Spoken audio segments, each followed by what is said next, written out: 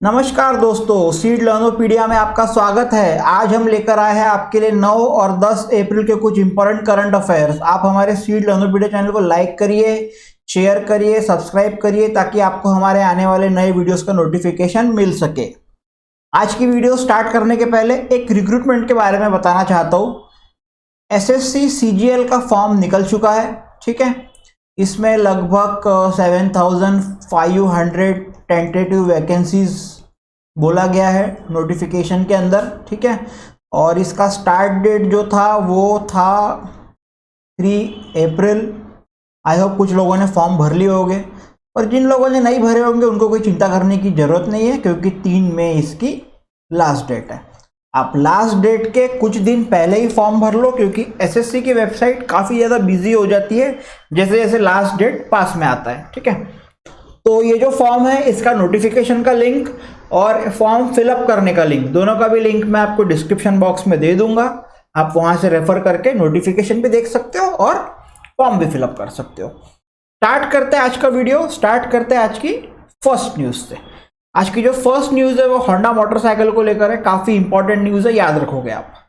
Honda motorcycle and scooter India appoints Tsutomu Otani as new president, CEO and MD, ठीक है। Honda के नए Honda motorcycle, ठीक है, मोटरसाइकिल, कार वाला सेगमेंट अलग है, मोटरसाइकिल वाला सेगमेंट अलग है। तो जो Honda motorcycle and scooter India है उन्होंने अपॉइंट किया है सुत्सुमु ओटानी को कि भैया आप नए प्रेसिडेंट, सीईओ और एमडी रहोगे, ठीक है। One of the leading two-wheeler makers, Honda Motorcycle and Scooter, appointed Sutsumu Otani as president, CEO and MD, ठीक है। अभी जो है मतलब सक्सीड इन्होंने किया है अटुशी ओगाटा को, ठीक है, जिन्होंने हेड किया था Honda Indian two wheeler operation for 3 years. 3 साल से ये हेड कर रहे थे, अभी सुत्सुमु ओटानी को दिया है, ठीक है। ओटानी जो थे वो इसके पहले वीपी थे होंडा मोटर कंपनी जापान के, ठीक है। तो इसमें मेन काम की बात, Tsutomu Otani new president, CEO, MD Honda motorcycle and scooter India के। बढ़ते हैं नेक्स्ट न्यूज़ की तरफ।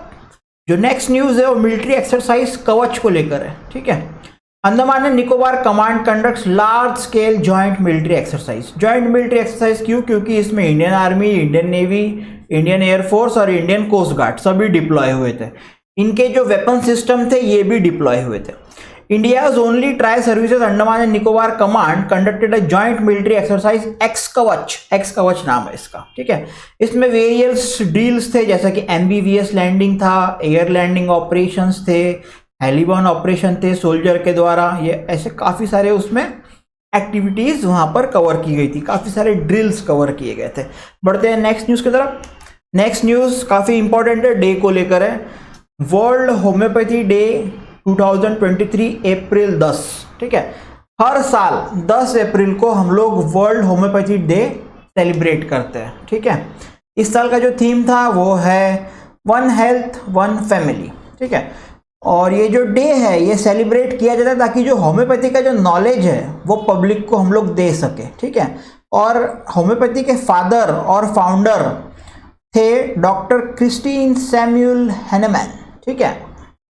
और इनका जो जन्म हुआ था वो 10 अप्रैल 1755 को हुआ था। बढ़ते हैं नेक्स्ट न्यूज़ की तरफ। जो नेक्स्ट न्यूज़ है वो एक बुक को लेकर है, काफ़ी इंपॉर्टेंट बुक है, बैंकिंग सेक्टर के रिलेटेड बुक है। The great bank robbery by V Pattabhiram and mister Das, ठीक है। एक नया बुक आया है जिसका नाम है द ग्रेट बैंक रॉबरी, जिसको ऑथर किया है वी पट्टभी और मिस्टर दास ने, ठीक है। और इसका जो पब्लिकेशन किया है बुक का पब्लिकेशन किया है रूपा पब्लिकेशंस ने, ठीक है। ये वाले बुक के अंदर में ये दोनों जो ऑथर है, ये दोनों भी ऑथर जो है वो चार्टर्ड अकाउंटेंट है। इन्होंने यहाँ पे एक्सप्लोर किया है कि बैंक कैसे काम करता है, बैंक के अंदर में जो भी स्कैंडल्स होते हैं उसने कैसे बैंकिंग वर्ल्ड को डिस्ट्रॉय किया है, कैसा उस पर रोल प्ले करते हैं ऑडिटर, बैंकर, क्रेडिट रेटर और डायरेक्टर्स, ठीक है। मतलब पूरा बैंकिंग के बारे में, बैंक वर्क्स के बारे में, स्कैंडल्स के बारे में पूरा का पूरा ये वाले बुक में बताया गया है। उसी के अलावा ये जो बुक है इसमें 11 major financial scam post independent India में जितने भी 11 मेजर फाइनेंशियल स्कैम हुए उसको भी उन्होंने वहाँ पर हाईलाइट किया है। और ये भी हाईलाइट किया है कि कितना वास्ट अमाउंट जो पब्लिक का पैसा था वो कैसा गायब हो गया बैंकिंग सिस्टम से लास्ट फ्यू डिकेड्स के अंदर, ठीक है। याद रखोगे ग्रेट बैंक रॉबरी ठीक है, बढ़ते हैं नेक्स्ट न्यूज़ की तरफ।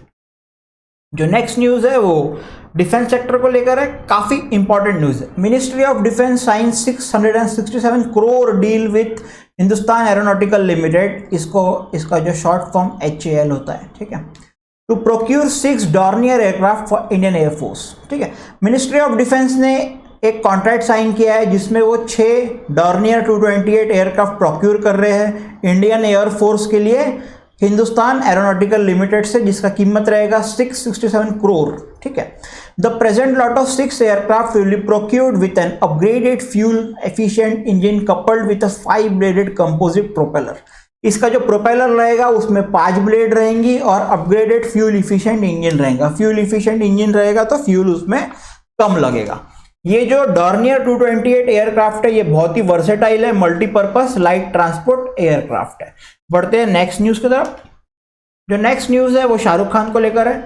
Shahrukh Khan tops Time 100 reader poll, defeats Lionel Messi, prince Harry. ठीक है, अभी शाहरुख खान की एक बहुत ही जबरदस्त पिक्चर आई थी, काफी बड़ी हिट हुई है, कोविड के बाद की सबसे बड़ी हिट है पठान। ठीक है, तो अभी क्या हुआ है कि उनको रैंक हो गया है हाईएस्ट टाइम 100 रीडर पोल में। ठीक है, शाहरुख खान, उनकी एज अभी 57 है। ठीक है, उन्होंने टॉप किया है list of most influential people around the world for Time magazines 100 edition of the list. ठीक है, उनको जो है वो 4% वोट मिले ये वाले पोल के अंदर में, टाइम 100 पोल के अंदर में। ठीक है, 4% वोट इन्हें बहुत ज़्यादा होते हैं। ठीक है, उसके बाद में लियोनेल मेसी जो फुटबॉलर है बहुत ही ज़बरदस्त, ठीक है, उनके एक बहुत ही बढ़िया, उन अर्जेंटीना से खेलते हैं। ठीक है, division Qatar FIFA world cup बहुत ही ज़बरदस्त उनका परफॉर्मेंस रहा जिससे अर्जेंटीना जीत गई, उनको 5वां स्पॉट मिला, नंबर 1 पे अपना शाहरुख खान।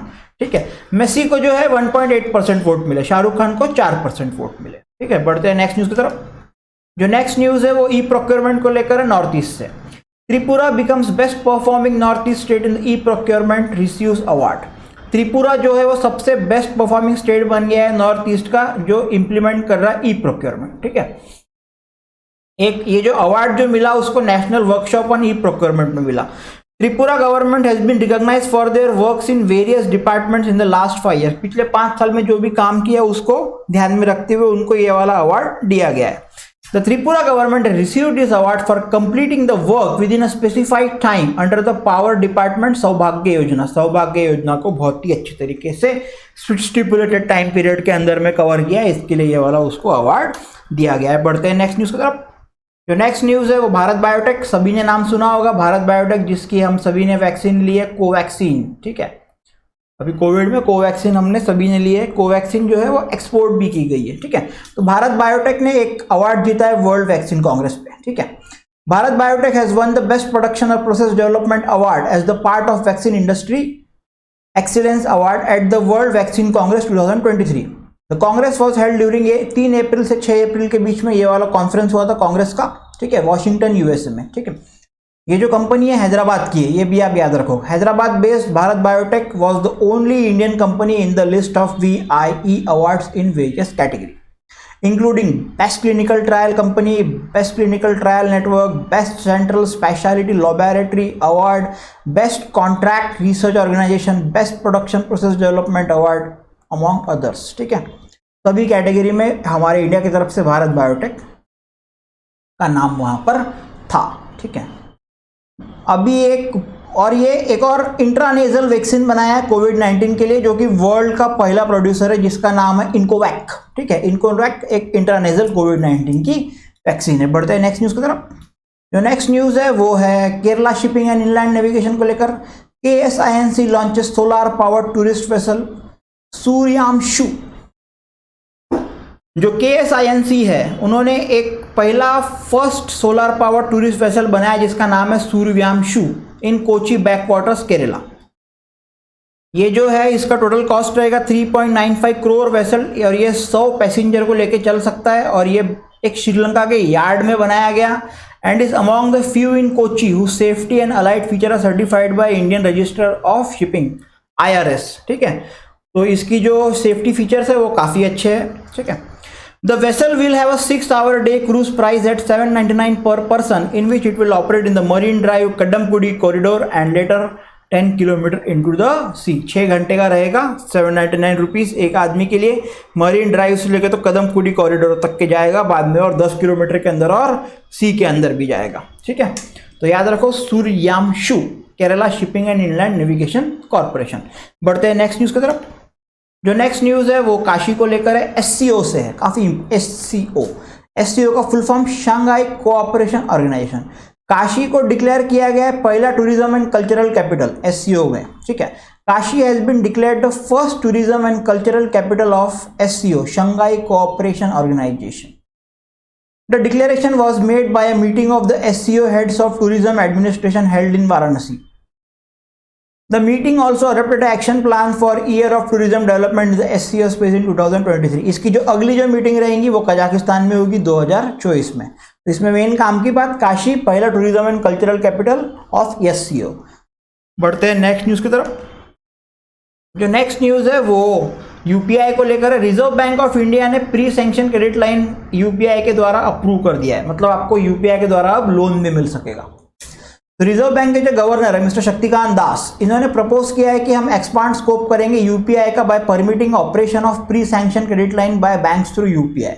जो ऑलरेडी प्री अप्रूव्ड लिमिट्स है वो मतलब यूपीआई के द्वारा कस्टमर को पैसा उतना ट्रांसफर हो जाएगा। UPI is a robust payment platform supporting an array of features. Presently, it handles 75% of retail digital payment volume in India. लगभग 75% जो retail digital payment हो रहा है इंडिया के अंदर वो UPI से हो रहा है। ठीक है, The UPI system has been leveraged to develop products and features aligned to India's payment digitization goals. ठीक है, एट प्रेजेंट यूपीआई जो है वो खाली अनेबल है डिपॉजिट अकाउंट पे, sometimes intermediate by prepaid instrument including wallets. आपने देखे होंगे, आप कभी कभी पेटीएम से वगैरह पेमेंट करते हो तो वॉलेट के थ्रू भी पेमेंट चला जाता है। तो फिलहाल में खाली यही हो रहा है। तो ये जो प्री सैंक्शन क्रेडिट लाइन है यूपीआई के द्वारा, इसका जो डिटेल इंफॉर्मेशन है वो बाद में आएगा। ठीक है, the central bank will soon issue detail instruction in this regard, मतलब अभी डिटेल इंस्ट्रक्शन आने के हैं, पर प्री सैंक्शन क्रेडिट लाइन आपको यूपीआई के द्वारा भी मिल जाएंगी। तो ये थे कुछ इंपॉर्टेंट करंट अफेयर्स 9 और 10 अप्रैल के। आई होप आपको वीडियो बहुत पसंद आया होगा। वीडियो को लाइक करिए, चैनल को भी लाइक करिए, चैनल को सब्सक्राइब करिए, ताकि आपको और आपके जो मित्रगण हैं जो भी प्रिपरेशन कर रहा है उसको काफ़ी ज़्यादा मदद मिलेगी करंट अफेयर्स के सेक्शन में। ठीक है, thank you so much, have a good day and happy learning.